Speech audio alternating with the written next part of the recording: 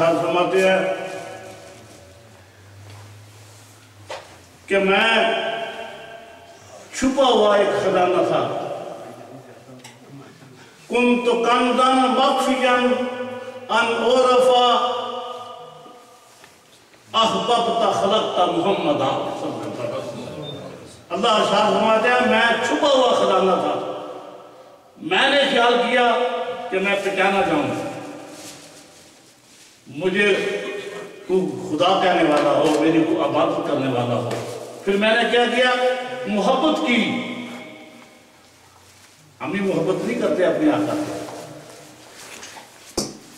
پھر احببت، میں نے محبت کی، خلقت محمد، پھر میں نے اپنے محبوب کے نور کو پیدا کروایا۔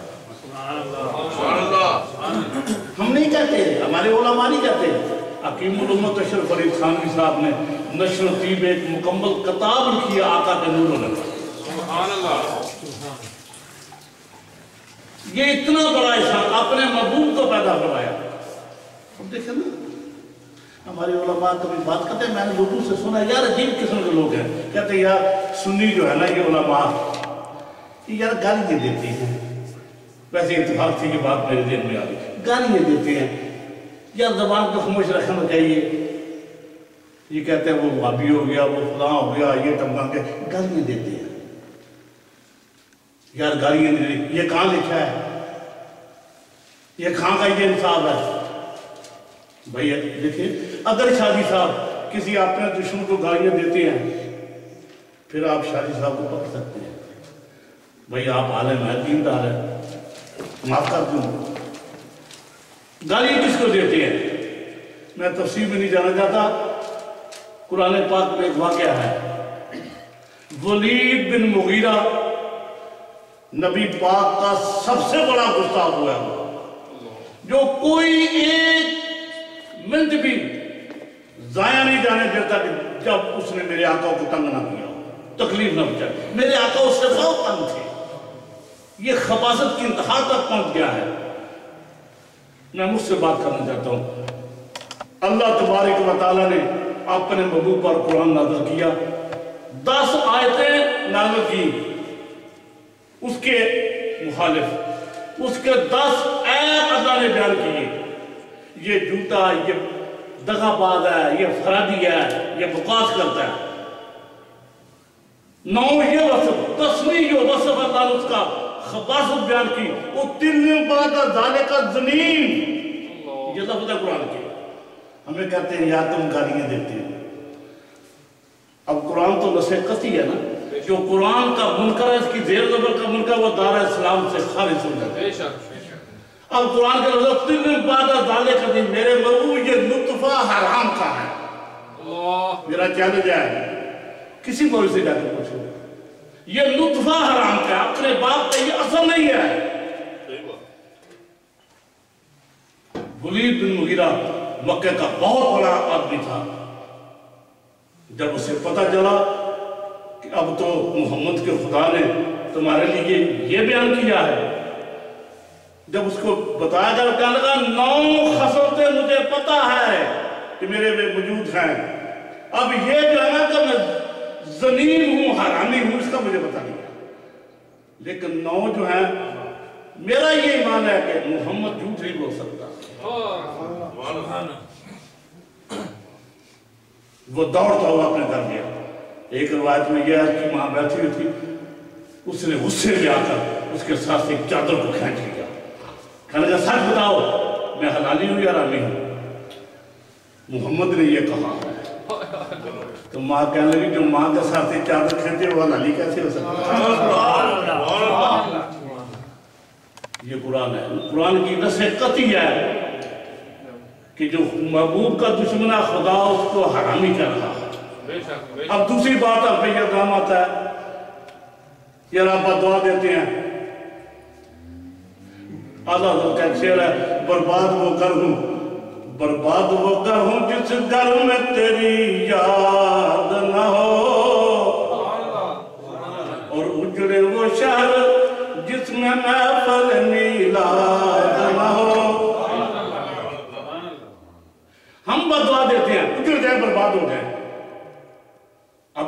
मैं कुरान से पूछता हूँ कि महबूब के दुश्मन को बददुआ देनी भी जायज़ है या नहीं? सभी जानते हैं मशहूर वाक़या है, मैं थोड़ी सी तवज्जो दिलानी चाहता हूँ। नबी पाक का चचा अबू लहब जिसको कहते हैं, उसका नाम अब्दुल उज़्ज़ा था। उसकी बीवी का नाम उम्मे जमील था। मक्के की मशहूर रईसा औरत थी। अब वो नबी पाक का चचा अबू लहब के मानी है खूबसूरत, लंबा चौड़ा, बड़े हुस्न जमाल वाला शख्स। वो क्या करता था, जहां कहीं मेरे आका जाते वो पीछे पीछे, इसकी बात ना मानिए, ये ना करिए, वो ना करिए। उसने आका अलैहिस्सलाम को मारने की कोशिश की। एक बार भी या तो उसने अपना हाथ ऐसे उठाया। अब कुरान है, तब्बत यदा अबी लहब, शायद सब मौजूद है, पूछेगा। तब्बत यदा अबी लहब व तब, अबू लहब तेरे दोनों हाथ टूट जाएंगे। अबू लहब तेरे दोनों हाथ टूट जाएंगे। ये बददुआ है या नहीं? कौन दे रहा है? शादी साहब दे रहे हैं, अल्लामा अहमद साहब दे रहे हैं, सैयद सफदर शाह साहब दे रहे हैं बददुआ, हमारा बुआलमद्दीन दे रहा है, ताबा सलूसन के कारी यूनुस साहब बददुआ दे रहे हैं, सैयद सिराज साहब दे रहे हैं। नहीं, कुरान है। अल्लाह फरमाता है तब्बत यदा अबी लहब व तब, अबू लहब तेरे हाथ टूट जाए। मा अगना हो मालो व मा कसब, जेड़ी तेरी जदाद है ना, वो जो तुझे मरूसी मिली है और जो को तूने कमाया है, ये सारा गारत हो जाएगा। सयसला नारन, ते जा दोज़ख में जाओ। वमरा, तो तेरी बीवी भी तेरे साथ दोज़ख में जाए। अब कौन कह रहा है? अल्लाह। क्यों कह रहा है? क्या अबू लहब खुदा का मुनकर था? फिर क्या? उसकी बीवी उम्मे जमील क्या करती थी? उसका सबसे जो महबूब मशगला शुगो था वो ये था कि बाहर जंगल में जाती, खारदार जारिये, कांटेदार, वो काट कर उसका गट्ठा बनाकर अपने सर में उठा कर लाती। अमीर और जो बीसियों गुलाम थे, नौकर रख सकती थी, लेकिन ये काम वो खुद करती थी, किसी की मदद नहीं लेती थी। इसलिए कि रसूलुल्लाह को सताने में मुझे लुत्फ आता है। कुरान है। अब रब ने फरमाया वमरातो फी जीदिया हब्लुम मिन मसद, अबू लहब तेरी बीवी जो है वो फा लेकर मर जाए। अब बददुआ कौन दे रहा है? हम किसी से झगड़ा करते हैं घर में, यार तो मर जा, तेरे हाथ टूट जाए, तू बर्बाद हो जाए। हम अपने दुश्मन के लिए कहते हैं, तो अल्लाह की शान ये अपने महबूब के दुश्मन के लिए ये कह रहा है। फिर क्या हुआ? वो उम्मे जमील, उसे वो गट्ठा सर पे रखा। अल्लाह बताता है वो जो सर पे गट्ठा उठाई रखती है, हाबलों में मसा, हबल रस्सी को कहते हैं। फिर क्या हुआ? वो सर पे गट्ठा रखा ला रही है, थक गई, एक पत्थर पे बैठी है, वो गट्ठा जो था वो कांटेदार सर पे था। अल्लाह भाई जिब्रील जाओ, मेरे महबूब की दुश्मन है ना, मैंने इसे कह दिया तुझे फा लग जाए, अब कर दो। जिब्रील आया, उसको गट्ठे को मामूली सा लाया, वो थोड़ा नरम हुआ, गले में फा लग गया। अब कुरान महबूब के दुश्मन को यहां तक कहता है। आप भी यकीन जाने, हकीकत यह है, अच्छा खान फादर बरेलवी रहमतुल्लाह का ये फतवा है कि गुस्ताख रसूल के साथ दोस्ती रखना तो दरकिनार, हंस कर बात करना भी ये ईमान की तौहीन है, क्योंकि नबी का दुश्मन है वो महबूब। आखिरी बात में खत्म करता हूं।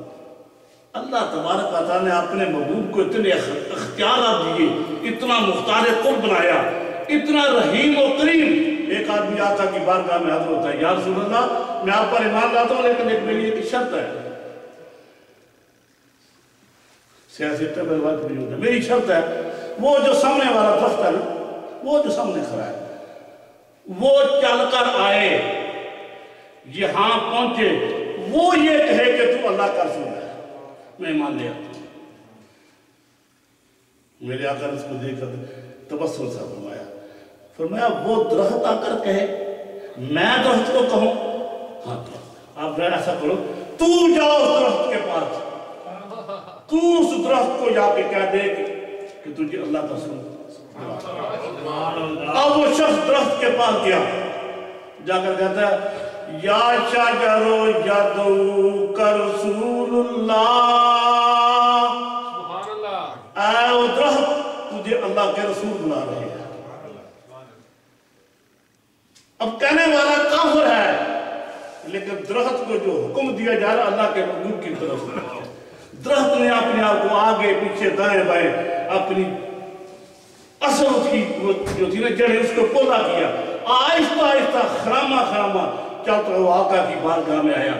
سب سے پہلے اس نے کہا الصلاۃ والسلام علیکہ یا سیدی یا رسول اللہ، لبیک لبیک یا رسول اللہ، آقا میں حاضر ہوں، کیا بات ہے، کیا حکم ہے؟ فرمایا یہ کہتا ہے تو بتا میں کون ہوں۔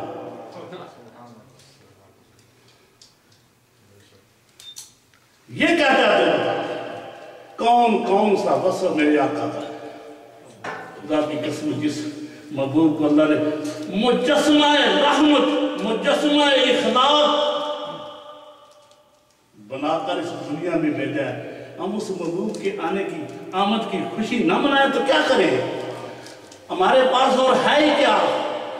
ہماری نوازیں ایسی ہیں کہ جس پہ ہم فخر کر سکتے ہیں، صرف ایک ہمارے پاس یہ چیز ہے، صرف چھوٹی سی بات ہے کہ اگر اللہ تبارک و تعالیٰ نے ہم پہ نظر کرم کی قیامت کے دن تو اس لیے ہوگا کہ ہم رسول اللہ کے خادم ہیں، گناہگار اپنی جگہ پر مسلم ہے۔ واخر دعوانا الحمدللہ۔